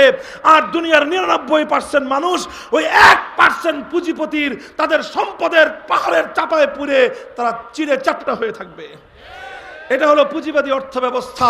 আর রাশিয়া, চায়না তারা আরেকটা যে অর্থ ব্যবস্থা দিয়েছে, কমিউনিজমের অর্থ ব্যবস্থা, সমাজতান্ত্রিক অর্থ ব্যবস্থা, এটা কোনো রাষ্ট্রের উন্নতি করতে পারে নাই। ভারসাম্যপূর্ণ একমাত্র অর্থ ব্যবস্থার নাম ইসলামিক অর্থ ব্যবস্থা। এটা হলো অর্থ নিয়ে আমি কথা বললাম। রাজনীতির সেক্টর নিয়ে দুটো ছোট্ট একটা দৃষ্টান্ত দেই। বলেন, রাষ্ট্র ব্যবস্থা পরিচালনা করতে হলে রাষ্ট্রের মধ্যে সবচেয়ে গুরুত্বপূর্ণ যেই সমস্যা, সেটা হলো রাষ্ট্রের নেতা নির্বাচন করা। কথা বলেন ঠিক না বেঠিক? আপনি এই যে বাংলাদেশে 1996 সাল থেকে যে মারামারি শুরু হয়েছে, 2024 সাল পর্যন্ত 30 বছর চলে গেছে। কত মানুষ যুবক থেকে বৃদ্ধ হয়ে কবরে চলে গেছে। বাঙালিদের এই কামড়া কামড়িরা বন্ধ হইতে দেখলো না। কি সমস্যা? নির্বাচনী সিস্টেম। কথা বলেন ঠিক না বেঠিক? কিভাবে একজন রাষ্ট্রপতি হবে, কিভাবে একজন মানুষ প্রধানমন্ত্রী হবে, কোন পদ্ধতিতে? একবার সবাই মিলে বলল তত্ত্বাবধায়ক, আবার সেটাকে বাতিল করলো, আবার আরেকটা বলে, আবার আরেকটা বলে, কামরা করতে করতে 15টা বছর ফ্যাসিবাদ এদেশের মানুষের রক্ত চুষে খেলো। কারণ হলো এই দেশে নির্বাচন কোনো সুষ্ঠু ব্যবস্থা নেই। এই জন্য তাহলে এই যে একটা নির্বাচন ব্যবস্থা, রাষ্ট্র পরিচালনা করতে হলে, রাষ্ট্র সিস্টেম পরিচালনা করতে হলে রাষ্ট্রপ্রধান নির্বাচন করবার একটা ব্যবস্থা দিতে হবে কি হবে না? আমি যদি বলি সব ধর্মকে, ইসলাম, হিন্দু, বৌদ্ধ, খ্রিস্ট, ইহুদি ধর্ম, তোমরা যার যার ধর্ম থেকে ধর্মের রেফারেন্সের আলোকে, ধর্মগ্রন্থের রেফারেন্স দিয়ে, ধর্ম প্রণেতার রেফারেন্স দিয়ে বলো দেখি তোমাদের ধর্মে একটা রাষ্ট্রের রাষ্ট্রপ্রধান নির্বাচন করবার কি ফর্মুলা আছে? আলহামদুলিল্লাহ, পূর্বের দুই প্রশ্নের মতো এই প্রশ্নের জবাব আমি আগাম বলে দিয়ে যাই। একটা রাষ্ট্রের রাষ্ট্রপ্রধান নির্বাচন করার কোনো ফর্মুলা হিন্দুদের কাছে নাই, বৌদ্ধদের কাছে নাই, খ্রিস্টানদের কাছে নাই, ইহুদিদের কাছে নাই। থাকলে আছে একমাত্র ইসলামের কাছে। ইসলামের রাষ্ট্র ব্যবস্থায় রাষ্ট্রপ্রধান খলিফাতুল মুসলিমিন, আমিরুল মুমিনিন কিভাবে নির্বাচিত হবে তার পূর্ণাঙ্গ এবং একমাত্র নির্ভুল ব্যবস্থা ইসলামের কাছে আছে। ইসলামের ব্যবস্থার লম্বা আলোচনা আমি আর করব না। ইসলামের ব্যবস্থাকে বলা হয় আহলুল হাল্লি ওয়াল আকদ। একটা নির্বাচিত ভোটার তালিকা হবে, একটা বিশেষ ক্রাইটেরিয়ায় আগে ভোটার নির্বাচন হবে। সেই নির্বাচিত ভোটাররা রাষ্ট্রপ্রধানের জন্য একজনকে সিলেক্ট করবে। এখানে কোনো প্রার্থী থাকতে পারবে না, উইদাউট এনি ক্যান্ডিডেট। শুধুমাত্র ভোটাররা ভোট দিয়ে একজন ব্যক্তিকে নির্বাচিত করবেন। নির্বাচিত হওয়ার পর তার উপাধি হবে আমিরুল মুমিনিন। তিনি যতদিন সুস্থ মস্তিষ্কে জীবদ্দশায় থাকবেন ততদিন পর্যন্ত তার আনুগত্য করা প্রত্যেকটি নাগরিকের জন্য ওয়াজিব। দিস ইজ ইসলাম। ইসলাম একটা পূর্ণাঙ্গ নির্বাচন ব্যবস্থা উপহার দিয়েছে। এরপরে আসেন আরেকটা গুরুত্বপূর্ণ প্রশ্ন, সেটা হলো যে কোনো ধর্মের আলোকে আমরা যদি রাষ্ট্র প্রতিষ্ঠা করি, সেই রাষ্ট্রে শুধু সেই ধর্মের নাগরিকরাই থাকবে? বলেন, বুঝে জবাব দেন। আমরা যদি ইসলামী রাষ্ট্র প্রতিষ্ঠা করি বাংলাদেশে শুধু মুসলিমরাই থাকবে, না হিন্দুরাও থাকবে, বৌদ্ধরাও থাকবে, খ্রিস্টানরাও থাকবে? কথা বলেন ঠিক না বেঠিক? একই প্রশ্ন, যদি হিন্দুরা বাংলাদেশে হিন্দু রাষ্ট্র প্রতিষ্ঠা করতে সক্ষম হয়, তাহলে এদেশে মুসলমানরা থাকবে কি থাকবে না? বৌদ্ধ এবং খ্রিস্টানরা থাকবে কি থাকবে না? থাকবে। যে কোনো ধর্ম অনুযায়ী রাষ্ট্র প্রতিষ্ঠা করা হোক, সেই ধর্ম ছাড়া অন্যান্য ধর্মাবলম্বীরাও সে রাষ্ট্রে বসবাস করবে। কথা বলেন ঠিক না বেঠিক? তাহলে অন্যান্য ধর্মাবলম্বীরা যদি সেই রাষ্ট্রে বসবাস করে, এবার গুরুত্বপূর্ণ প্রশ্ন হলো, বলো দেখি, যেই ধর্ম অনুযায়ী রাষ্ট্র চলছে সেই ধর্মের অনুসারী ছাড়া অন্য ধর্মাবলম্বীদের অধিকারের ব্যাপারে তোমার ধর্ম কি বলে? বলো, বলেন, প্রশ্নটা গুরুত্বপূর্ণ কিনা? আমরা মনে করেন, আমরা ধরে নিলাম বাংলাদেশে আমি হিন্দু রাষ্ট্র প্রতিষ্ঠা করার দাবি মেনে নিয়েছি, হিন্দু রাষ্ট্র প্রতিষ্ঠা হয়েছে। এবার হিন্দুদেরকে জবাব দিব, বলো তোমার হিন্দু রাষ্ট্রে একজন মুসলিম ইসলাম ধর্মের অনুসারী ইসলাম ধর্ম পালন করে কিভাবে সে তার ধর্মীয় অধিকার, নাগরিক অধিকার কিভাবে পেতে পারে? এই ব্যাপারে তোমার হিন্দু ধর্ম কি বলে, তোমার বৌদ্ধ ধর্ম কি বলে, তোমার খ্রিস্ট ধর্ম কি বলে, তোমার হিন্দু ধর্ম কি বলে, ইহুদি ধর্ম কি বলে? আমি সুনির্দিষ্ট প্রশ্ন করতেছি, হিন্দুদের কাছে তোমরা হিন্দু রাষ্ট্র প্রতিষ্ঠা করলা, সেই রাষ্ট্রের মধ্যে একজন মুসলমান আল্লাহ প্রদত্ত অধিকার অনুযায়ী গরুর গোশত খেতে পারবে কি পারবে না? জবাব দাও, বলেন, প্রশ্ন ঠিক আছে কিনা? আমি একজন মুসলমান হিসেবে গরুর গোশত খেতে চাই একটা হিন্দু রাষ্ট্রে। এবার বলো তোমার হিন্দু ধর্ম আমাকে গরুর গোশত খাওয়ার পারমিশন দিবে কিনা? জবাব দেওয়ার আগে এখনো হিন্দু রাষ্ট্র প্রতিষ্ঠা করার দাবিও করে নাই, শুধুমাত্র তারা চেষ্টা করতেছে সেই ভারতে গরুর গোশত খাওয়ার কারণে এক একজন মুসলমানের সঙ্গে কি নির্মম, কি বর্বর আচরণ করা হয়, সারা দুনিয়ার মানুষ তার সাক্ষী। শুধুমাত্র গরুর গোশত খাওয়ার অপরাধে কত মুসলমানকে পিটিয়ে হত্যা করা হয়েছে, শুধুমাত্র গরুর গোশত সংরক্ষণ করার অপরাধে কত মুসলমানদের ঘর বাড়ি জ্বালিয়ে সারখার করে দেওয়া হয়েছে, আগুন দিয়ে পুড়িয়ে মুসলমানদেরকে হত্যা করা হয়েছে। কথা বলেন ঠিক না বেঠিক? আমি আরেকটা প্রশ্ন করলাম, খ্রিস্টানদের কাছে প্রশ্ন করলাম, তোমরা মনে করো খ্রিস্ট রাষ্ট্র প্রতিষ্ঠা করলা, সেই রাষ্ট্রের মধ্যে একজন মুসলমান 5 ওয়াক্ত নামাজ আজান দিয়ে আদায় করতে চায়, তোমার রাষ্ট্রে একজন মুসলমান 5 ওয়াক্ত নামাজ আজান দিয়ে পড়বার অধিকার পাবে কিনা? জবাব দাও। তোমার ধর্ম এ ব্যাপারে কি বলে? বলবে আমার ধর্ম এ ব্যাপারে নীরব। আমি প্রশ্ন রাখবো ইহুদিদের কাছে, খ্রিস্টানদের কাছে, তোমাদের ধর্ম অনুযায়ী, বৌদ্ধ ধর্ম অনুযায়ী মনে করো একটা রাষ্ট্র গঠন করা হলো, সেই রাষ্ট্রে একজন মুসলিম নাগরিক, একজন মুসলিম নারী, একজন মুসলিম যুবতী হিজাব পালন করবার, পর্দা করবার সুযোগ পাবে কিনা? বলো। আজকে যদি আপনি ফ্রান্সের দিকে তাকান, প্রশ্নের জবাব পাওয়া যাবে যে না, তোমার মুসলমানরা আমার খ্রিস্ট রাজ্যে একজন নারী হিজাব করতে পারবে না, তার অর্থ হলো একজন মুসলমান খ্রিস্ট রাষ্ট্রে ইসলাম পালন করতে পারবে না। কথা বলেন ঠিক না বেঠিক? কারণ হিজাব করা নারীর জন্য ফরজ।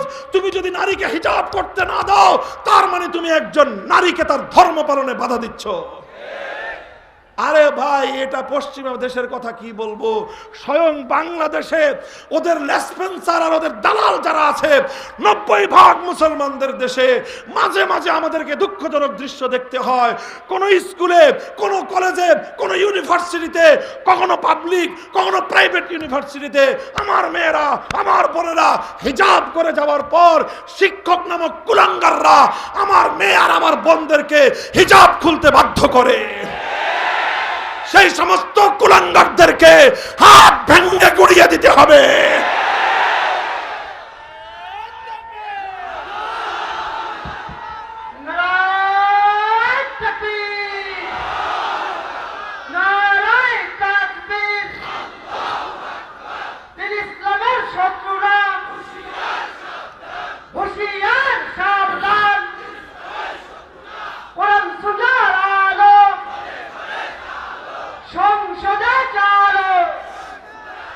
মোহতারাম হাজিরিন, এবার আপনি ইসলামকে পাল্টা প্রশ্ন করেন যে হে মুসলমান, তোমরা যদি ইসলামী রাষ্ট্র প্রতিষ্ঠা করো, সেই ইসলামী রাষ্ট্রে একজন হিন্দুর কি অধিকার থাকবে?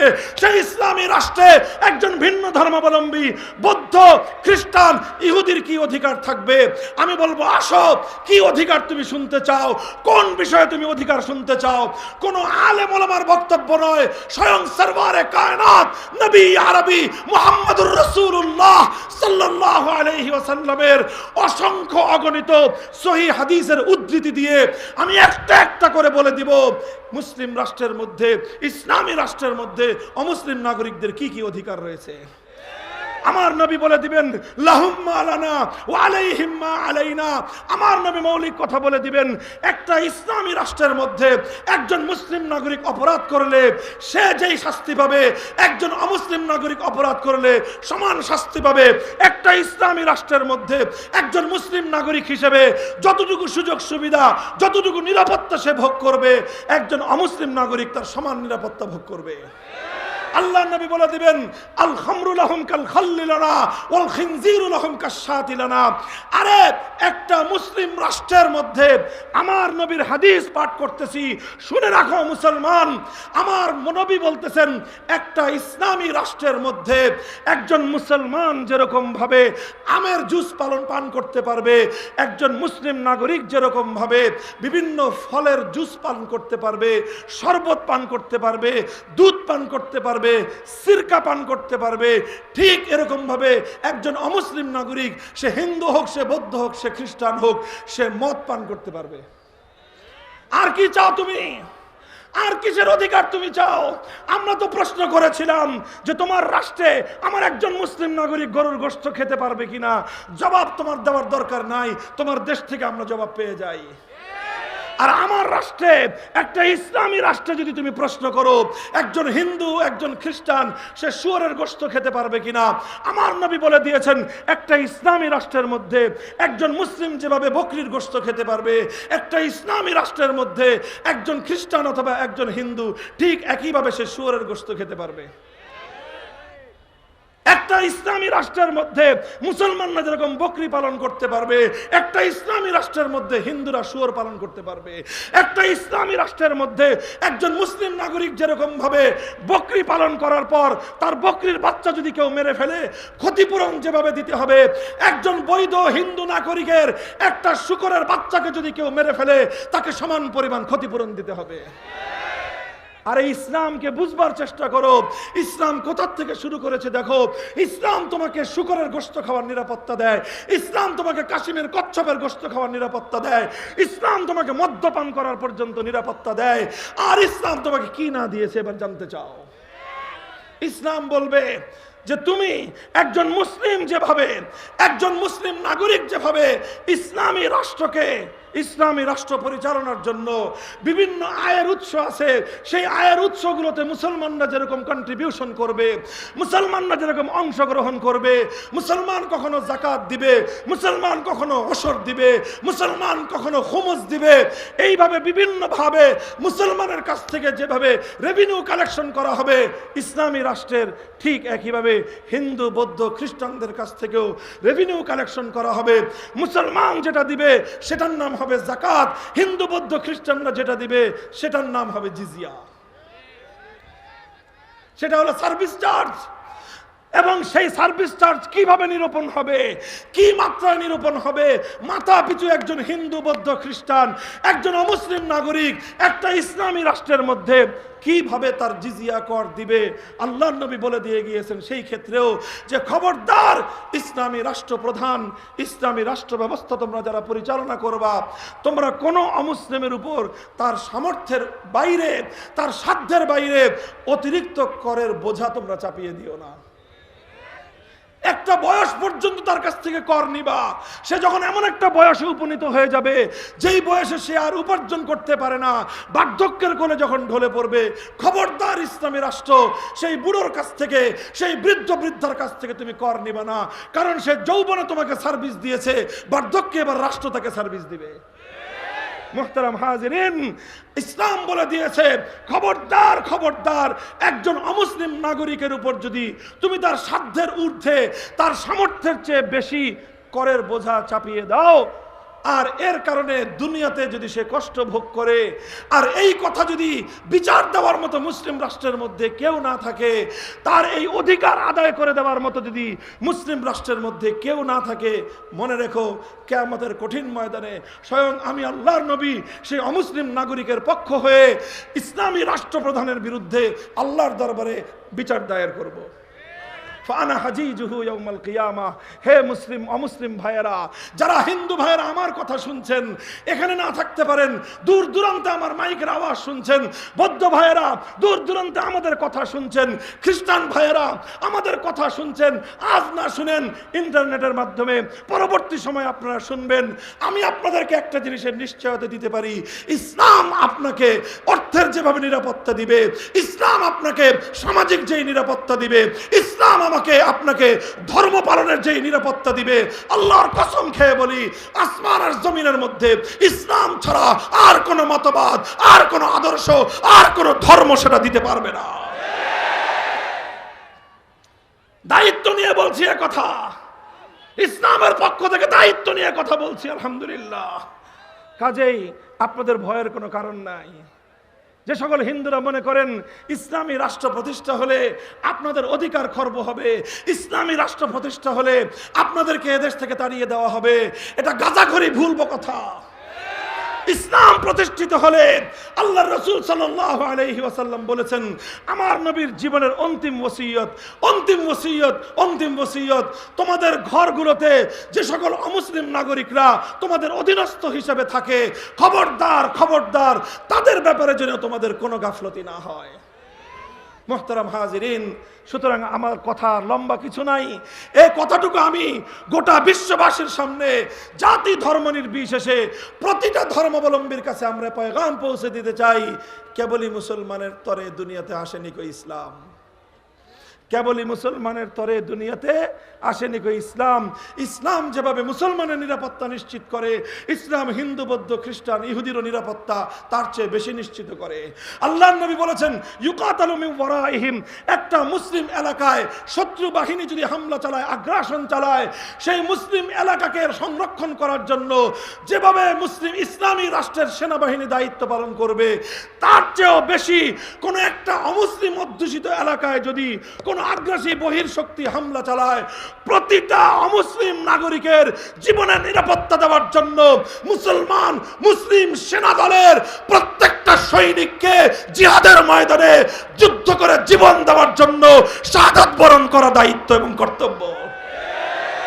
দিস ইজ ইসলাম, এর নাম হলো ইসলাম।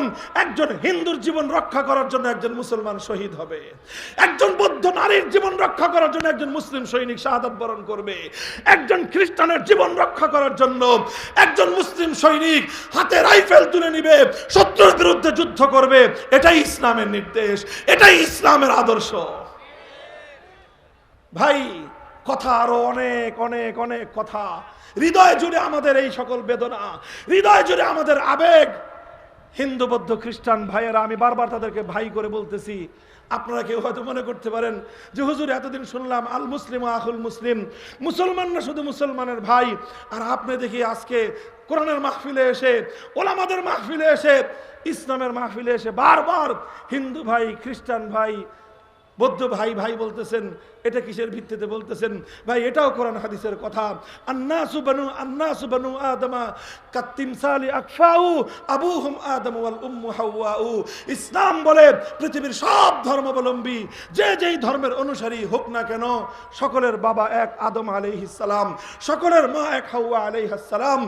এক মায়ের গর্ভে জন্মগ্রহণ করার পরে, এক বাবার ঔরসে জন্মগ্রহণ করবার পরে, ধর্ম যেটাই হোক না কেন, ভ্রাতৃত্বের সম্পর্ক কোনোদিন ছিন্ন হয় না।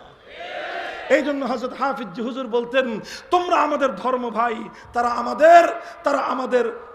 আমাদের আদম সন্তানের ভাই, তারা আমাদের মানুষ ভাই। মুসলমান আমার সঙ্গে ইসলামের ভ্রাতৃত্বের বন্ধনে আবদ্ধ, তারা আমার সঙ্গে আদমিয়ত, আদম আলাইহিস সালামের সূত্রের বন্ধনে আবদ্ধ। এজন্যই আমরা আপনাদেরকে ভাই বলে আখ্যায়িত করছি।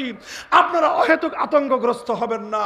আপনাদেরকে আতঙ্কগ্রস্ত করে বাংলাদেশকে ধ্বংস করবার পায়ে তারা চলছে, বাংলাদেশকে ধ্বংস করবার পায়ে তারা চালানো হচ্ছে।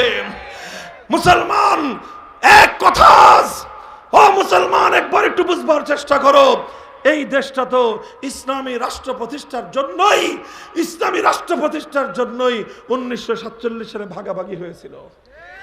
24 বছর পর্যন্ত পশ্চিম পাকিস্তানিরা গাদ্দারি করেছে, এজন্য 71 সালে পশ্চিম পাকিস্তানিদেরকে আমরা ঠ্যাঙ্গায় বিদায় করেছি। 71 থেকে 2024 সাল, আজ 54 বছর পর্যন্ত এদেশের শাসক গোষ্ঠী জাতির সঙ্গে গাদ্দারি করে আসছে। এবার সময় এসেছে সকল গাদ্দারির হিসাব চুকিয়ে দিতে হবে। এবার 2024 সালের 5ই আগস্টের বিপ্লবের পর এখন নতুন আওয়াজ তুলতে হবে। এবারের বাংলাদেশ হবে ইসলামের বাংলাদেশ, এবারের বাংলাদেশ হবে খেলাফতের বাংলাদেশ, এবারের বাংলাদেশ হবে আল কোরআনের বাংলাদেশ। কথা বলেন ঠিক না বেঠিক?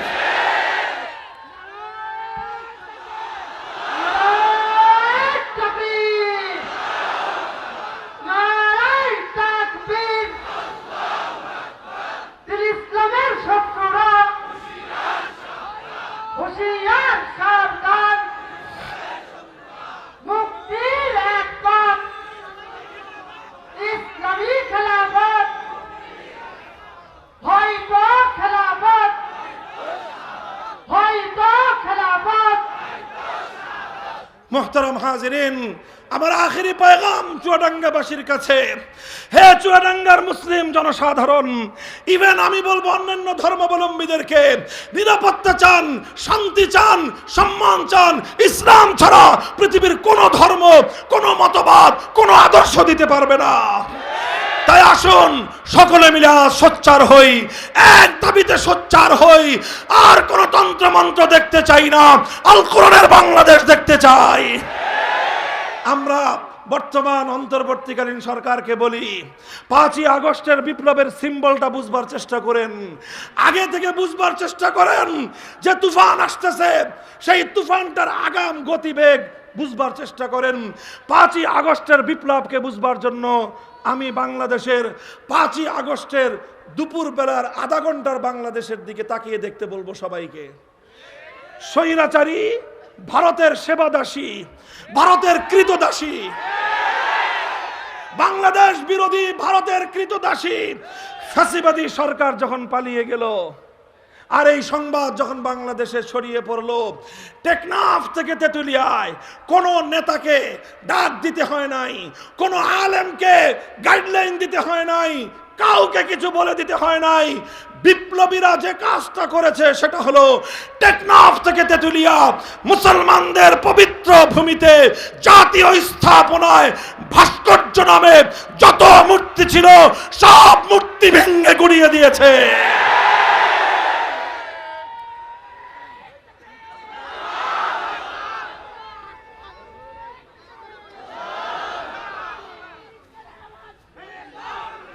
কাজে এ থেকে বোঝা যায় এবারের বিপ্লব একটা ভিন্ন ধরনের বিপ্লব। তাই আমরা বলছি, ধীরে ধীরে এদেশে ইসলামী রাষ্ট্র প্রতিষ্ঠার এই প্রচেষ্টাকে সামনের দিকে অগ্রসর করবার চেষ্টা করুন। স্বাভাবিক প্রক্রিয়ায় যেন মুসলমানদের শত বছরের অভিপ্রায়, তাদের ইচ্ছা, হৃদয়ের দীর্ঘদিনের আকাঙ্ক্ষা এবং তামান্না পূর্ণ হোক। এদেশে আইন চলবে একমাত্র কার? সংবিধান হবে আল কোরআন। এই আহ্বান বাস্তবায়নের জন্য আমরা সকলে সম্মিলিত হই। কথা বলেন ঠিক না বেঠিক? এরপরে যদি কেউ আমাদের পথে বাধা হওয়ার চেষ্টা করে, আব্রাহাম লিঙ্কনের কোন উম্মত যদি মোহাম্মদ আরবির উম্মতের সামনে বাধা হয়ে দাঁড়ায়, কার্ল মার্কস, মাও সেতুং, লেনিনদের উম্মতরা যদি নবী মোহাম্মদ আরবির উম্মতের পথে বিঘ্ন সৃষ্টি করবার চেষ্টা করে, সেই বাধা উপড়ে ফেলবার জন্য যদি ঘাম দিতে হয় ঘাম, অশ্রু দিতে হলে অশ্রু, রক্ত দিতে হলে রক্ত দেওয়ার জন্য কারা প্রস্তুত থাকবা?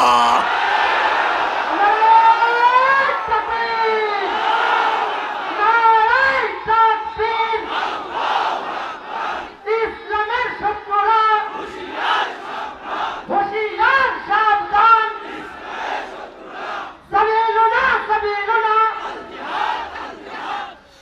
রাজি আছেন তো ইনশাল্লাহ? শুধু কথার কথা না শপথ, অঙ্গীকার? কার সাথে? চিৎকার করে বলেন, কার সাথে? আল্লাহর সাথে অঙ্গীকার করেন। আরে ভাই, জন্মেছেন কয়বার? বলেন, জন্মেছেন কয়বার? মরবেন কয়বার? মরবো তো একবারই, এবং নির্দিষ্ট সময়ই মরবো। মৃত্যুর সময় আসার এক মুহূর্ত আগে চাইলেও মরতে পারবেন না, চাইলেও বিলম্ব করতে পারবেন না। কাজেই জীবনের মৃত্যু যখন নির্ধারিত, কাজেই আমার এ জীবন, আমার এ মরণ আল্লাহর জন্য উৎসর্গিত হোক। আসুন হাতে হাত রাখি, টেকনাফ থেকে তেতুলিয়ায় ফ্যাসিবাদের মোকাবেলায় আবু সাঈদরা যদি 2000 তাজা প্রাণ রক্ত ঢেলে দিয়ে ফ্যাসিবাদ মুক্ত করতে পারে বাংলাদেশকে, আল কোরআনের সমাজ গড়বার জন্য যদি প্রয়োজন হয় 2 লক্ষ নয় 2 কোটি যুবক সেক্ষেত্রে শহীদি ঈদগাহে জমায়েত হয়ে শাহাদাতের রক্ত দিয়ে মাতৃভূমির মাটিকে পবিত্র করবার জন্য কারা প্রস্তুত আছো? হাত তুলে আল্লাহকে দেখাও।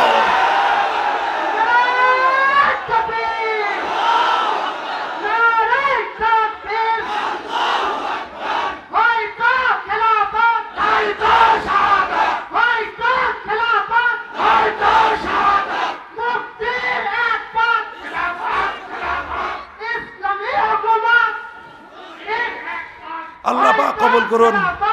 বসেন সবাই। আল্লাহ পাক আমাদের সকলকে বুঝবার, আমল করবার তৌফিক দান করেন। আমি না বুঝে কোনো কথার উপরে এভাবে চলতে বলি নাই। সকলকে আমি বলেছি, বুঝুন, ইসলামকে বোঝার চেষ্টা করুন। আজকের বয়ানে বুঝেন নাই, আসুন আমাদের সঙ্গে বসুন। কোনো সংশয় থাকলে সেই সংশয় দূর করবার মতো আত্মবিশ্বাস প্রত্যেকটা মুসলমানের মধ্যে রয়েছে। ইসলামের আল কোরআন এবং নবীর হাদিসের মধ্যে মানব জীবনের সব প্রশ্নের সমাধান রয়েছে। ভয় পাওয়ার কিছু নাই। কথা বলেন ঠিক না বেঠিক? আল্লাহ পাক কবুল করেন, তৌফিক দান করেন। আমার এই সোনার জন্মভূমি ইসলামের ভূমি হোক, সেদিন যেন আমরা সকলেই দেখে যেতে পারি। নাসরুম মিনাল্লাহ।